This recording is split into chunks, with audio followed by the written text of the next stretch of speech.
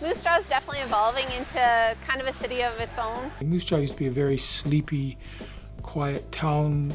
Nothing much happened. You've seen the city really growing. You see a lot of new folks moving to town. You see a lot of new families moving to town. And within the last 5 years, there's been a huge change in just about everything. It seems like Moose Jaw is really going through a period right now of transformation. I think we're going to see some real growth in the community, and that's going to bring a lot of opportunities for people and their businesses. I think a lot of people are feeling very excited about the different changes that are coming to Moose Jaw. I know a lot of people are investing some pretty large dollars into new homes and starting their business. And with the young entrepreneurs comes a new attitude of growth and expansion. I think we're going to see a lot of young businesses, a lot of young artists and professionals. We already hear quite a few new restaurants and that kind of thing opening up. I wouldn't hesitate for a second to recommend to anyone to come to Moose Jaw and start up their business. Moose Jaw is benefiting from the booming Saskatchewan economy. There's more jobs than ever before. There is job growth in Moose Jaw right now. Our unemployment statistics are fairly low. Somebody who's starting out in their career or maybe wanting to start a family here in Saskatchewan, mining is a great opportunity for them. It's a great opportunity to be joining an industry that typically offers quite lucrative career options and being able to stay close to husbands, wives, and kids without having to travel far away to make that kind of money.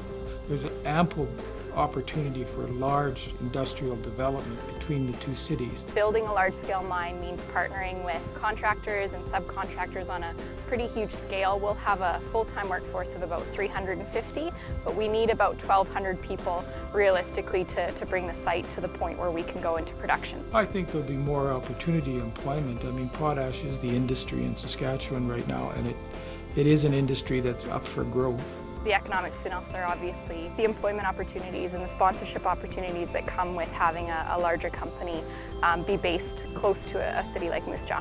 Most people are actually kind of surprised when they learned that, according to Canadian Federation of Independent Business, Moose Jaw is one of the top 10 places to start a business in Canada. We looked around at different places, but ultimately we chose Moose Jaw because mainly the opportunities that there were here. One of the things that I do see here versus other areas that I've worked in is small business is thriving. What I'm really impressed with actually the most is the young entrepreneurs that are in town that are starting up just tons of businesses in town in just about any industry that you're thinking of. We have more new businesses starting here every day. You know, with the spin-off of the economy, the influx of the population, there's just tons of customers who want to be served. There's a lot of different mentors here in town. I know I've definitely utilized this market a lot. I would suggest we see more retail shops open up here in Moose Jaw than any other segment, but definitely agriculture as well as oil field spin-off is a huge opportunity for us right now. When there's people moving to town, there's people to sell to. So if you're going to start a business, you want a growing community, and that I think is driving not just opportunities for you to create business, but it's also driving you opportunities for customers.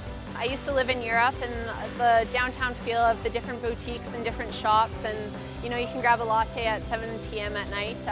You have those big city amenities, and it's kind of a small town feel. So there's lots of activities. Hockey is huge here.